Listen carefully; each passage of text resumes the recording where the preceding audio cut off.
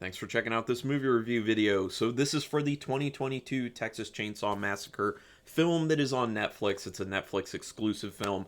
So if you want to watch it, that's where it is. This is a no spoiler review because it is a new film, although I will talk about a little bit of thematic stuff, which doesn't spoil anything. I won't talk about the events of the film, really, so I'll give a really quick synopsis, but it's not going to be much. Now, this is supposed to be a sequel to the very first one that Tobe Hooper did in the 70s. Now, here's the thing. I know a lot of people have been complaining about the story's not great in this one, but when you go into films like this, like, what are you expecting? There have been a lot of Texas Chainsaw films in the franchise, of which I've only seen the first one, and now this one, just so you know. So I can't make comparisons with all the other films that came after the original. I love the original. I think it's great. And actually, I just happened to I grabbed a random shirt today, and it just so happened to be the only Texas Chainsaw Massacre shirt that I own. So it was fate. But yeah, so I haven't seen the other ones. I can't make comparisons. But when you're going in, and there have been so many films in this franchise, what are you expecting at this point? You know, so many story aspects have already been done. With this one, I think they had an interesting approach to it. Do I expect that the story's going to be awesome and it's going to flesh things out with Leatherface or be a deep film or have all these great, thematic things going on? No, I don't. Because with a lot of these films, you just get to a point where almost all you can do is just make it like a straight up fun, dumb slasher film. And I think for the most part, that's what this film is. There are a few attempts at having some sort of thematic subtext in there, but it's kind of not that important. But yeah, so I go into films like this with a pretty low level of expectation. The other issue is a lot of people who, if you love the franchise or even if you just love the first one, you can't compare it. You cannot compare this film to the original because many things. One, the original film is a masterpiece. It's a film that's been around for decades and people have talked about so much, people have viewed it so much. People have so much love for it. The other thing is, the situation under which people saw that film is probably a lot different than how they're seeing this film, because a lot of people will bring into a film their experience from, they were a young child and it was something that really scared them, so it had this big impact on them. You're much older now, you're watching a film that feels like it's a repeat, basically, of a bunch of other films. And it's just not going to have the same impact. You're not in the same situation. You're not in the same mindset. So you just need to step back from that a little bit and understand that and kind of compensate. So, like I said, when I go into films like this, I don't expect much. And I just try to have a little fun. And I had fun with this. I don't think it's a great film, but I don't think it's a bad film. So, but I'll tell you my rating in the end. This one was directed by David Blue Garcia, who also directed a film called Tejano, which I have not seen that film. Although I will say the directing was well handled in this. The cinematography looked good. There was some nice camera work in this too, like some really interesting inspired shots. So from a visual standpoint, and especially with camera, framing of shots, setting up shots, camera movements, stuff like that, I thought that stuff was really well done.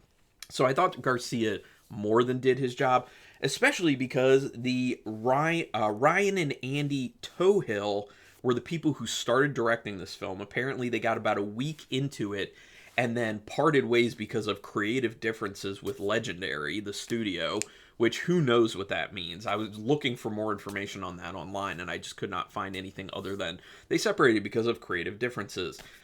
Usually that means the studio was trying to hamstring their creative vision in one way or another, and they just decided we're not doing this anymore, and they were gone. So David Blue Garcia was brought in after already a week of footage was done. Apparently he scrapped that footage and started from scratch. So that's hard in itself, especially for the crew members, the cast and crew members, to have to redo this stuff. So Garcia's stepping into a bad situation. So I think that we should be giving him a lot of credit because he, I think for what he was given, did an excellent job. The other thing you need to understand is he probably had zero influence on that script.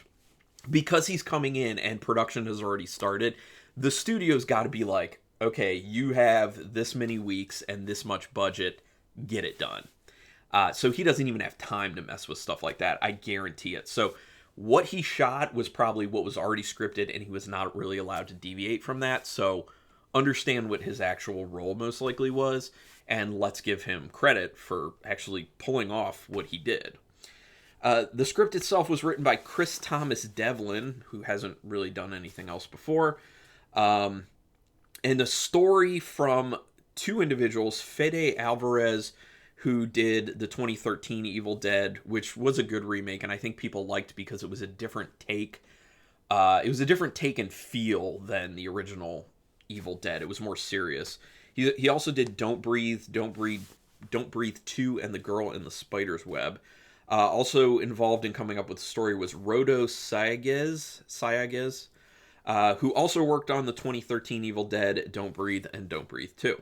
So the quick synopsis of this one is it's supposed to be a sequel to the original Tobe Hooper, The Texas Chainsaw Massacre, but it's just Texas Chainsaw Massacre, where there are some kids who are, well, I don't want to say kids. They seem like kids to me because they're a lot younger than me. There are some young adults, I should say, who are going to this delinquent, I don't want to say delinquent, it's an abandoned town. That's the right word, sorry. They're going to an abandoned town to try and start a business there and kind of have people come to it and revitalize it and kind of like build their own town. I think it's a cool concept. I like this concept. But while they're there, they find out, oh, guess who else is there? Leatherface. And then that's as far as I'm going to go, because we all know probably where it's going from there, and I don't want to give specific details, because I would recommend seeing it if you have interest in it, or if you just have interest in Texas Chainsaw, or just slashers in general. Just don't expect like a super deep story or anything.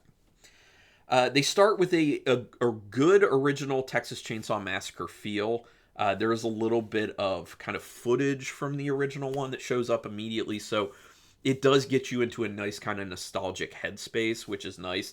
Although it can also be to its detriment, because that'll make people think about that film a lot and start to make comparisons. So maybe a bit of a misstep, but I liked that it starts like that. I do like the setup because I'm actually a person who likes to watch videos on YouTube of people checking out abandoned towns and abandoned buildings. That's something that's very interesting to me because it's creepy and it's eerie, because that was something that was once thriving, and then it just looks dead and overgrown and dilapidated. So I like the setting of this. That's, it's just a personal thing. Just throwing it out there. They do a decent job of making you feel conflicted about a bunch of the characters, because nobody comes off as like purely awesome or purely terrible. There's a lot of kind of gray in between with almost all the characters, I would say, except for the ones that are just kind of stock characters where, they're characters you can tell if you've watched enough slashers, oh, this person doesn't seem like much of a character, they're gonna die. And yes, that's basically what happens. Like, you can tell when those moments are coming. The first instance of practical effects and gore does not disappoint, and it really does set the expectations for the kills in this at a pretty high level. And for the most part, I feel like they delivered. So the fact that the practical effects were awesome, the gore was plenty, and the kills are sadistic and interesting, I think that's a big win, in my opinion. Like, that's a huge plus, especially when, like I said, I'm going into this with very low expectations. I'm expecting a mindless slasher film. What do I want out of a mindless slasher film? I want some good tension building, and I want really interesting kills with great practical effects and a lot of gore. And that certainly delivers with this film. There's some pretty solid tension building at times, another thing I talk about wanting. Not all the time, but there are decent moments where, through using a mixture of kind of silence and sound design along with the actual score to the film, they build some really nice tension and are able to maintain it at times. That's really nice. And then you get some good payoffs with the fun kills. Although I will say that overall, I really like the score to the film. It sounds really good. There's at moments kind of like this musique concrète situation going on, like i.e. Philip Glass. If people don't know that, it's kind of like taking noises of like found items and turning it into music in a sense. There's kind of a feel of that, which I think is very interesting. And I would like to know like the behind the scenes of them doing that. But But yes, there are a few moments though where it gets a little too much. They get a little too heavy-handed with the score, and it's kind of screaming at you instead of like allowing you to like feel what you're naturally going to feel, or feel like actual like scared or dread. It's just like takes you out of it for a minute because it's like screaming at you, and it's like, I don't need to be beat over the head, okay? Well directed with some interesting shot selections, like I already said. Solid enough ending. I thought the ending was decent enough. There was the ending. I was kind of like, okay, until like the final thing before they're done and they start rolling credits, and then I was just like, okay, thank you, I'm good. That's cool. I'm into it. I do have to say that Mark Burnham, the guy who played Leatherface in this, Mark Burnham, did a really good job. And you have to consider, it's hard to step into the shoes, or, step behind the skinned face mask of someone like Leatherface, or like a Freddy Krueger or a Michael Myers or a Jason Voorhees, because people already have an established idea in their mind of how those characters are. So to kind of take that character and make them your own, like I think Mark Burnham did, but also show emotion and show character without speaking, because Leatherface does not speak, that's hard. So the fact that Mark Burnham did a good job with Leatherface, good job. I was happy with that. There is an end credit scene, just know that. So after you go through all the credits, go through all the credits, because there is a scene at the end. Or since it's on Netflix, you can do what I did and just kind of like skipped ahead, because I wanted to see if there was one, and there is one. One of the problems is that the original is very dirty and gritty looking, and this one looks so neat and clean that there's basically no comparison. And one of the great things about the original film is that it is so like dirty and gritty and filthy that like it makes you feel gross from the get-go, even before anything terrible happens. This one, they try to get that through like the dilapidated town, and they try to get that through things like looking dirty. But the problem is we're shooting in like 4K. We're shooting in super high definition. So it looks so crisp and clean, even though it's supposed to be like dressed up as dirty, that like that's just where we are with film at this point. Like, you just can't really replicate that nowadays because people want that level of clarity. So that's one of the biggest kind of issues in doing a comparison between the films. There is a theme here about survivor's guilt and dealing with trauma. Now, that said, I don't think that it feels like it makes that big of a difference to the film, because like I said, it kind of plays more like a brainless slasher film.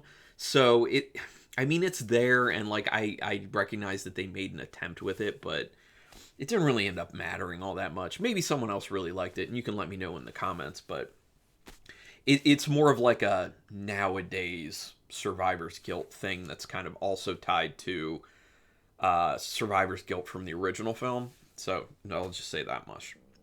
They also take some swipes at a bunch of societal hot button issues, which I feel actually more than anything distracts from the film. I think they're kind of supposed to be a little bit funny, but also making a little bit of societal commentary. But it's not consistent, and it's just like a line here or like a thing done here. And it's just like, okay, like they feel like speed bumps, and they kind of took me out of the film from time to time. I wish they would have just like focused more just on the task at hand in front of them and not taking those kind of like side detours real quick. Like I said, they're not even like side detours. Like I said, they're just like speed bumps that kind of takes you out of the film, or at least it did for me. But I mean, those are my feelings on Texas Chainsaw Massacre 2022, and like I said, I enjoyed it enough. It's a brainless slasher, and yeah. So out of 5 stars with half stars in play, it's a 3-star film for me personally. I enjoyed it enough. I'm not mad that I watched it once. Probably wouldn't go out of my way to watch it again, but if I was at someone's house and they happen to have it on, I'd pay attention at certain scenes. But yeah, hopefully other people enjoyed it. I would love to hear your opinions on it. Did you like it? Did you hate it? Were you in between? Put it in the comments. What I don't want, though, is for someone to say, yes, I liked it. No, I hated it. Give me reasons.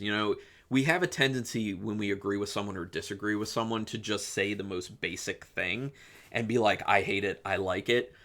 Elaborate on that though. Let's be intelligent about why we do or don't like things, because then that might help us understand if we're being reasonable or not. So, go ahead. Let's have some discourse down here. And also, I would like to know, since I haven't seen the other films in the Texas Chainsaw Massacre franchise, what are your favorite ones? What ones should I be most excited for? Because at some point, I will go through the entire franchise and do a review of every single one of them.